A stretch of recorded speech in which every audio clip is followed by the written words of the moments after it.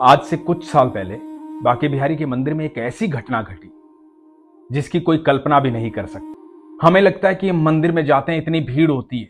क्या ठाकुर हमें देखते हैं, सुनते हैं? क्या उन्हें पता है कि हम आए हैं? मैं सच कह रहा हूं, यह अनुभव सुनिए आप।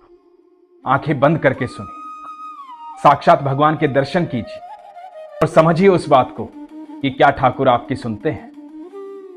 हरे कृष्ण दोस्तों, मैं हूं अनुज शर्मा।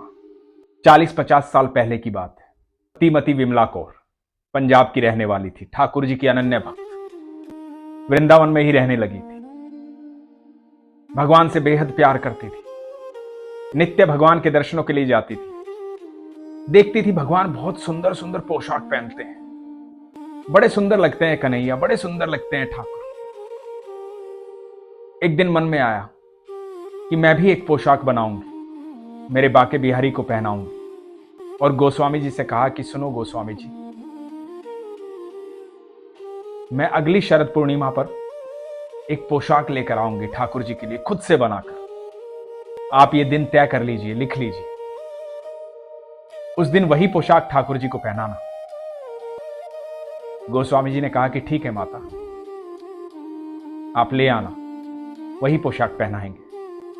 बस फिर क्या था, बड़ी खुश हुई।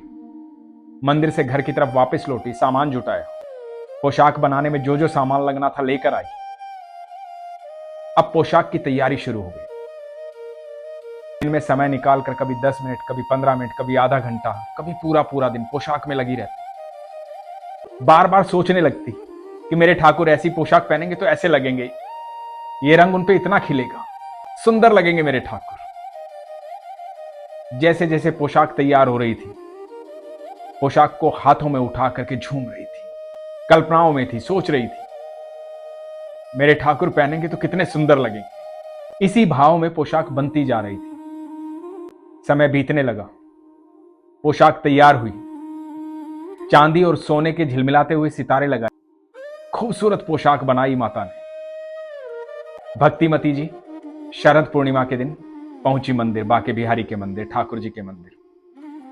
जाकर गोस्वामी जी से बोली, गोस्वामी जी, मैं पोशाक ले आई हूं, आज शरद पूर्णिमा है, आपने कहा था कि आज ठाकुर जी ये पोशाक पहनेंगे, आप शाम को पोशाक पहना दीजिए। गोस्वामी जी को याद भी था, लेकिन गोस्वामी जी ने कहा कि माता, आज तो ये पोशाक नहीं पहना पाऊंगा, कल पहना दूंगा।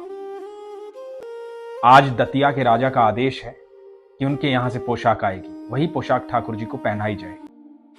इतना सुनना था भक्तिमती के मानो हृदय पर पत्थर गिर गए, अंदर ही अंदर टूट गई सुनते ही।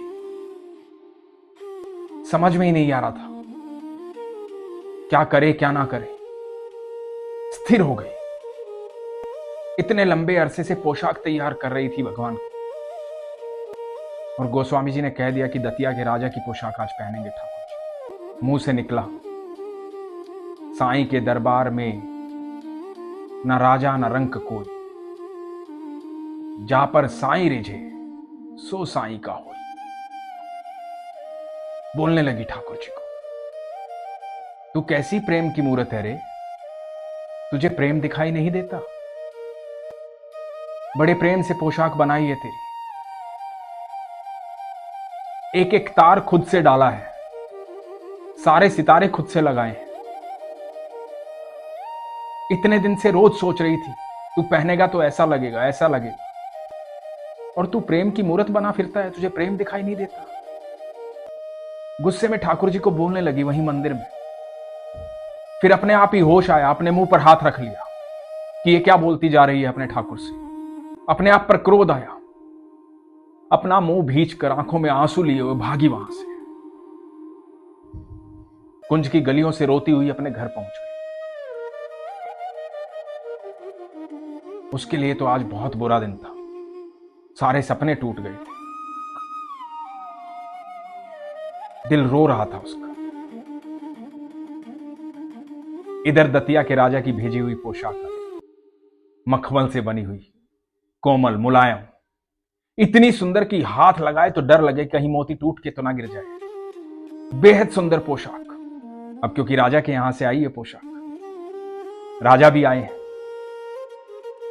पोशाक गोस्वामी जी के पास पहुंची, झिलमिलाती हुई, सितारों से लदी हुई, चांदी और सोने से, हीरे जवाहरातों से लदी हुई। गोस्वामी जी ने पोशाक पहनानी शुरू की। पायजामा पहनाया, अब जामा पहनाने लगे। जब जामा पहनाने लगे तो जामा ठाकुर जी को आया ही ना। कभी उल्टे हाथ में अटक जाए, कभी सीधे हाथ में अटक जाए, ना इधर से आए ना उधर से आए। पूरी कोशिश कर ली गोस्वामी जी ने। मंदिर में भीड़ लगी हुई है लोगों की, जय जयकार हो रही है, बाके बिहारी की जय, बाके बिहारी की जय, राधा रानी की जय, बाके बिहारी की जय। सब इंतजार कर रहे हैं द्वार खुलने का। इधर गोस्वामी जी फंसे हुए हैं। ठाकुर जी पोशाक ही नहीं पहन रहे हैं, कोशिश कर रहे हैं। बाहर राजा भी इंतजार कर रहा है कि द्वार खुले, पर्दा हटे तो देखे कैसी लग रही है पोशाक ठाकुर जी पर। लेकिन ठाकुर जी पोशाक पहन ही नहीं रहे। तो गोस्वामी जी ठाकुर जी के पैरों में गिर गए, रोने लगे। बोले ठाकुर जी, बाहर बहुत लोग आए हैं मिलने के लिए, बहुत लोग आए हैं दर्शन करने के लिए, ये पोशाक क्यों नहीं पहन रहे आप? तो आवाज आती है, भक्तिमती विमला कौर की पोशाक लेकर आओ। गोस्वामी जी की आंखें आंसुओं से भरी हुई। तुरंत दतिया के राजा की पोशाक उतारी जाती है, कोने में गिराई जाती है। मखमली पोशाक जो है अब गिरा दी गई, कोने में फेंक दी गई, और पोशाक आई माता की, भक्तिमती की। पोशाक आई, ठाकुर जी को पहनाई गई। ठाकुर जी बेहद सुंदर लग रहे थे। मंदिर के द्वार खोले गए, पर्दा खोला गया। राजा गोस्वामी जी के पास गया, बोला कि ये पोशाक तो वो नहीं है जो मैंने बनवाई थी। मैंने अपने कारिंदों को लगातार ये कहकर बनवाई थी कि पोशाक जो है बहुत सुंदर लगेगी ठाकुर जी पर, तो आपने क्यों नहीं पहनवाई? तो गोस्वामी जी ने बड़े प्यार से कहा कि पोशाक छोटी रह गई। राजा चिल्लाया अपने सेवकों पर, कारिंदे को बुलाया जाए। तो गोस्वामी जी ने कहा कि कारिंदे की कोई गलती नहीं, गलती है तो आपकी है, कोई तो गलती आपने की है। तो राजा को याद आया। राजा अपने कारिंदों पर चिल्लाता था कि पोशाक ऐसी बननी चाहिए कि सबको लगे कि राजा ने भेजी है। दतिया के राजा ये पोशाक भेज रहे हैं, जब ठाकुर जी पहने तो सबको लगना चाहिए कि राजा की तरफ से आई है पोशाक। ठाकुर जी सुंदर लगने चाहिए। आज तक ऐसी पोशाक किसी ने ना पहनाई हो, ऐसी पोशाक होनी चाहिए। राजा को अपनी बात याद आई। गोस्वामी जी ने कहा कि महाराज, वो ठाकुर है, उनको सब पता है, कुछ तो गलती आपने की है, इसलिए आपकी पोशाक पहनने से मना कर दिया। और जिनकी पोशाक पहनी है उन्होंने बड़े प्रेम से पोशाक बनाई है, और ठाकुर को सिर्फ प्रेम चाहिए और कुछ भी नहीं चाहिए। राजा ने क्षमा मांगी, अपनी गलती का एहसास हुआ। इधर भक्तिमती विमला जी के पड़ोसी ने बताया कि आपको पता है, जो इतने दिन से आप पोशाक तैयार कर रहे थे, आज पोशाक पहनी है बाके बिहारी जी ने, बड़े सुंदर लग रहे थे। और यह खबर सुनते ही भक्तिमती अपने घर से भागी, कुंज की गलियों से भागती हुई, आंखों में आंसू भरे हुए, दौड़ती हुई पहुंची बाके बिहारी के मंदिर। और जब ठाकुर जी को देखा वो पोशाक पहने हुए, तो आंखों से अश्रु बह रहे थे। मन में आ रहा था कि क्यों डांटा मैंने अपने कन्हैया को, क्यों गुस्सा हुई मेरे ठाकुर पर मैं, कि कितना प्रेम करता है मुझसे। एकटक ठाकुर जी को देख रही थी, रोए जा रही थी, कह रही थी क्यों गुस्सा हुई मैं तुझ पे, तेरे लिए ना कोई राजा है ना रंक, तू मेरा कन्हैया है, तू सबसे प्यार करता है, मुझे माफ कर दे मेरे कान्हा। पश्चाताप हो रहा था कि मेरे कन्हैया को कितनी सुना दी मैंने, पर कितना प्यार करता है मुझसे। और बोलने लगी, बहुत सुंदर लग रहे हो मेरे कन्हैया, बहुत सुंदर लग रहे हो मेरे ठाकुर। ये सच है कि ठाकुर की नजर में ना कोई राजा है ना कोई रंक है। उसके दरबार में सब एक समान है। हम सब उसकी संतान है। वो सबसे बेहद प्रेम करता है, सबसे बहुत प्यार करता है। वो जितना प्यार हमसे करता है उसकी हम कल्पना भी नहीं कर सकते।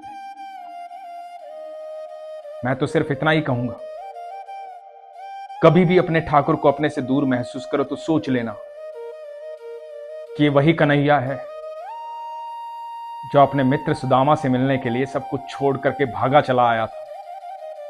अपने मित्र सुदामा को सिंहासन पर बिठा करके उसके चरणों को धोया था। ये वही कन्हैया है जिसने द्वारका का राजपाट छोड़ करके अपने प्रिय मित्र अर्जुन का सारथी बनना चाहा था। ये वही कन्हैया है जब पांडवों के पास भोजन नहीं था, भूख लगी थी, तो एक चावल के दाने में अपना पेट भर लिया था। ये सबसे बेहद प्यार करता है। तुम्हें कोई भी कहीं भी छोड़ सकता है, लेकिन कृष्ण कभी नहीं छोड़ सकते। आपका प्रेम होना चाहिए, विश्वास होना चाहिए। इसलिए हमेशा कहता हूं, अपने विश्वास को मजबूत रखिए, अपना ख्याल रखिए। हरे कृष्ण।